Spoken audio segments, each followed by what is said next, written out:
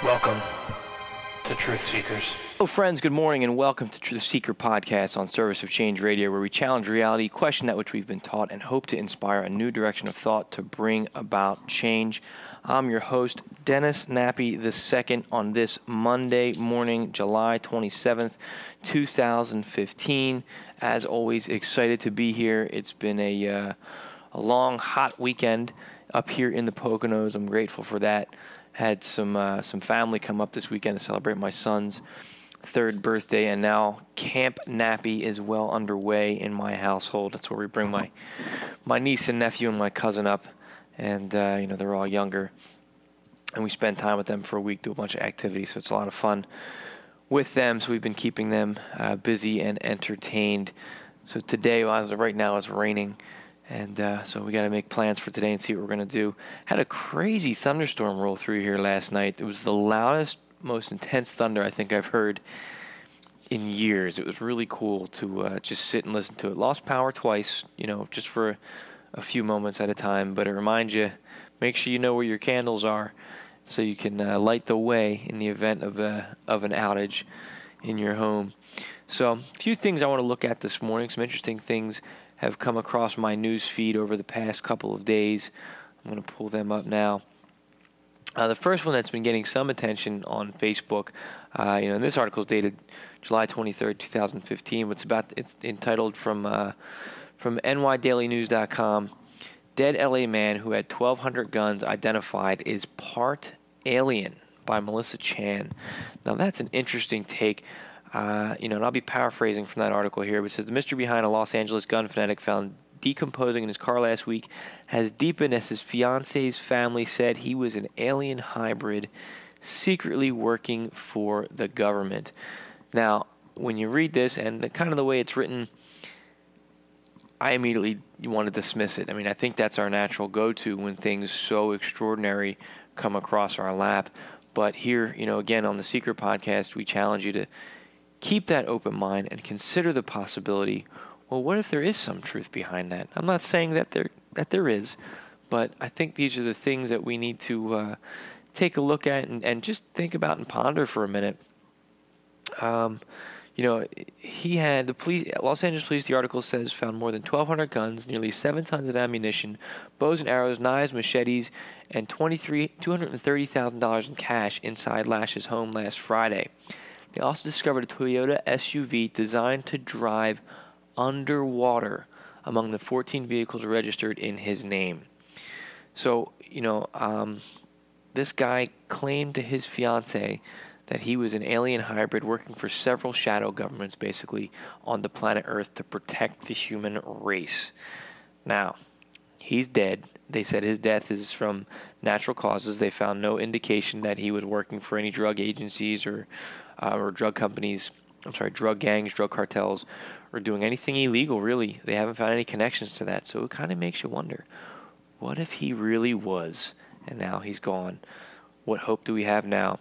Something to think about, though. There's links to this on the Truth Seekers page on Facebook, and I'll have links to it in the show notes at serviceofchange.com. But check it out. Let me know what you think.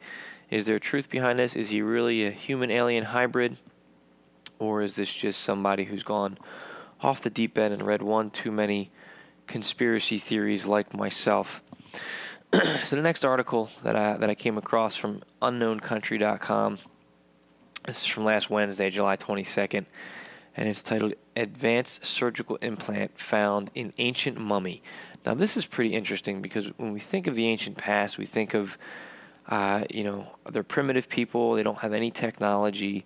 They lived in mud huts, but, especially when you talk about Egypt, they're a little bit more advanced than, I think we give them credit, even though they do get some credit for the pyramids if they're in fact the ones that built it. But this is pretty cool. There's a picture of it online, too. An ancient Egyptian mummy attributed to the priest, I'm not even going to attempt to pronounce the name, Uzurmantu, has been found to have implanted with a sophisticated 9-inch knee screw to help fuse his knee joint.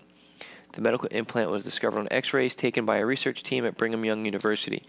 Professor of Atlantic Ancient Studies C. Wilfred Griggs initially assumed the device was simply added to the mummy in modern times to help hold the body together.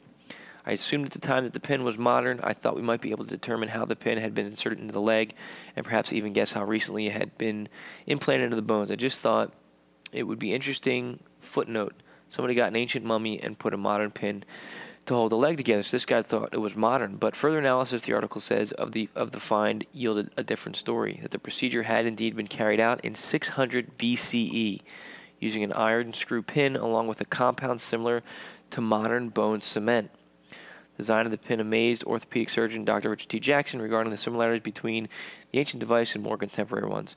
We are amazed at the ability to create a pin with biomechanical principles but we still use today. Rigid fixation of the bone, for example, it is beyond anything we anticipated for that time.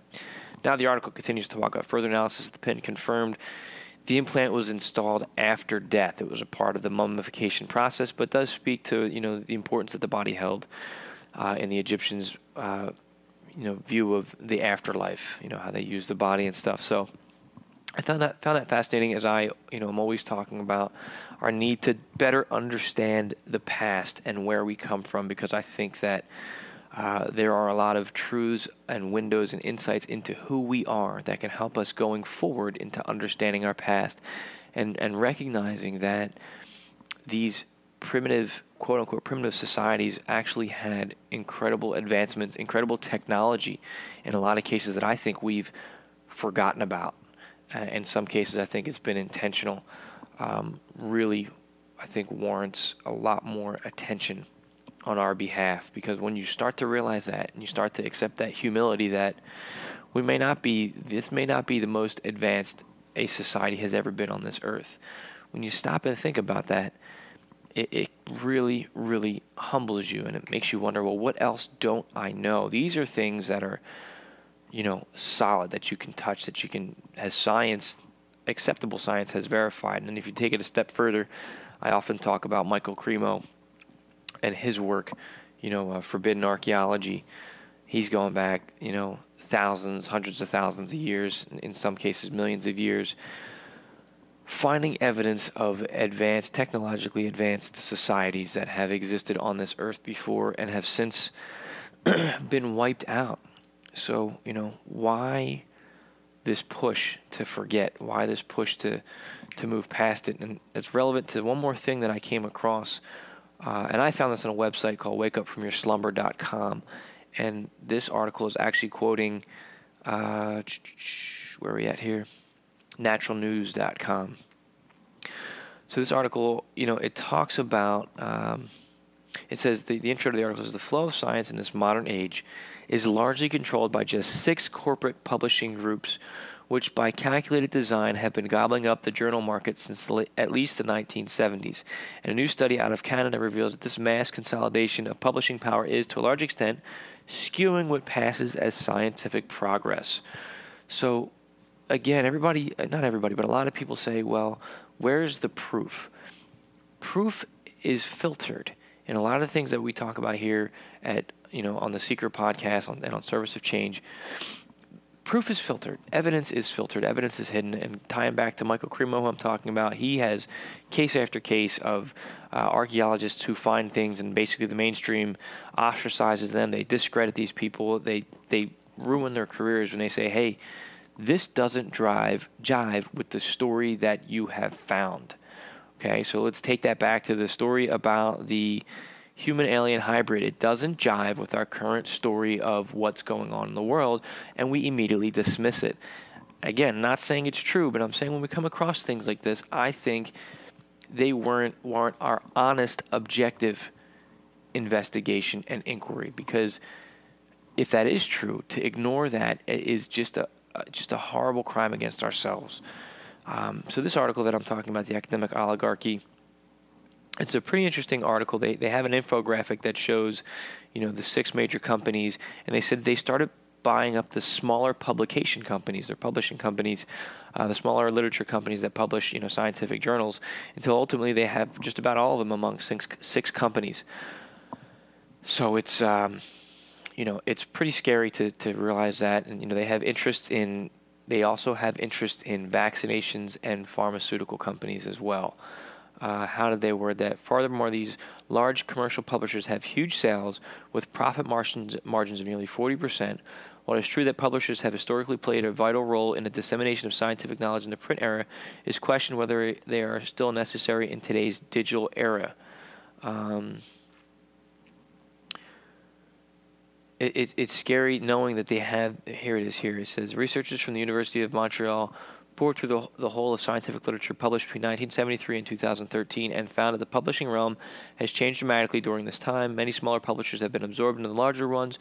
For instance, and academic research groups have become increasingly beholden to interest in the major publishers, which tend to favor large industries like pharmaceutical and vaccines. Well, there you go. Those are 2 highly debated areas today. Vaccines, are they safe? And big pharma with all the drugs that they're pushing on people today. And, those of you that listen to my stuff, you know how I feel about that. So things that, again, warrant our attention. You got to always ask yourself, when I worked in intelligence, what's the source? Where's this information coming from, and what's their agenda? What's their interest? Because it may be skewed, we may be misled, and now science, the dissemination of science, a lot of times is coming through these 6 major companies out there. So check this out. Verify it for yourself. As with everything I say, I've only come across this from single source that's quoting the original source, but I haven't gone to the original source yet on this. So obviously use caution at that point, but well worth checking out, and making your own decision, and improving your own filter when information comes across your desk, comes across your way. And I just think about, I was thinking this past week about the stuff that I talk about, the things that I'm interested in and looking into, talking about my book, Food for the Archons, that I'm currently writing, about the energy parasites that are influencing and feeding off of human emotion. And, the other day I just thought, maybe I should just give this all up. It's a lot of work running the website, running the radio show, running the social media feeds, writing a book, updating the show notes, doing the Changecast. I mean, there's so much that I have on my plate. Plus I have, I'm pursuing my real estate license. I have my day job, so to speak, 2 children, a family, all this other stuff going on. And I asked myself, is this something I need to be doing right now? Because I unplugged, I was down the beach, a week ago, and everything just seems normal. I'm hanging out with friends, we're talking about day-to-day stuff, going to the ocean, some of my family, and I sat there for a little bit, and I said to myself, everything that I've talked about on the show, there's no way that this stuff can be real. There's no way that there's these energetic creatures out there that are feasting off of us. There's no way that, intuition exists. There's no way that there's a relationship between human energy and the energy of the earth and the energy of the sun and the moon. There's no connection there. All that stuff's in my head. I've read one too many conspiracy theories. I mean, this stuff still goes through my head. I struggle with it, and I thought about giving it all up. But at the same time, I'm listening to a book on tape called Supernatural by Graham Hancock. And he goes through and just explains the connections between all of this stuff. He talks about altered states of consciousness and the tie-ins and the ancient reports from ancient times through modern times of people talking about encounters with these beings and with these types of experiences. And when you listen to it or you read the book, I sit there and say, you can't deny this, that there's more to us than we realize, and there's more to our history that we're not exploring openly that has a direct impact on our lives, and we don't realize it. And taking that knowledge and understanding that knowledge gives us more control over things that seem uncontrollable at this point in the existence, this point in the game. So, yes, from time to time, I think about giving it up. Jordan Maxwell's words echo in my head. It's a lonely path. He said he lost his whole family to this pursuit of knowledge, and that's definitely not something I'm interested in doing, is losing my family over it. But it is a lonely path, and at times you do want to walk away from it, but then you come across this information that is just so fascinating that you can't deny it, and you want to know more. And I think that's what drives us. In the Matrix, they said it themselves, it's the question that drives us. So I don't want to give up. I want to continue writing my book. I've been restructuring it over the past couple of days, exactly how I want to present this information in a clear, concise manner. And hopefully that this, subject is a lot more commonplace, a lot more talked about, because I've found information, again, it's undeniable that there's at the very least more going on than we realize, and there's more to our existence that is significant, that is important, that I think we should all be talking about. So I hope you'll continue on this journey with me. I hope that you'll check out serviceofchange.com/IamHuman and read my book for free, I Am Human and We Are Not Who We Think We Are, and start this journey as I prepare for the next book, hopefully sometime this spring, I Am Human, Food for the Archons. So just go ahead and subscribe to that free newsletter.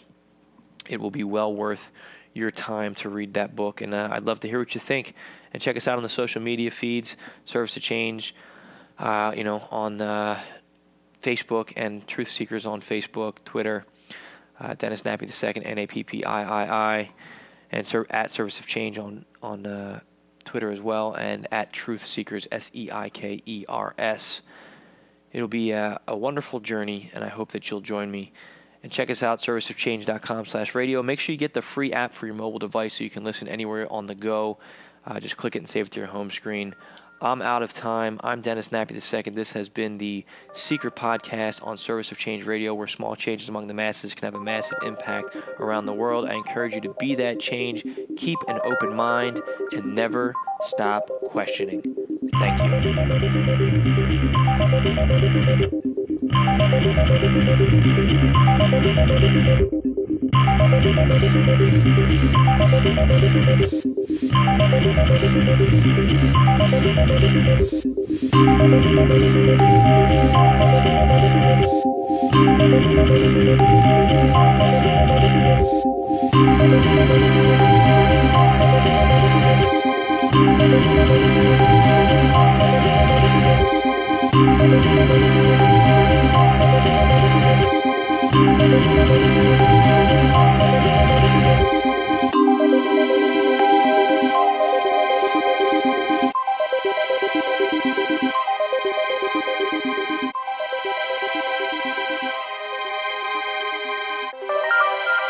Welcome to Truth Seekers.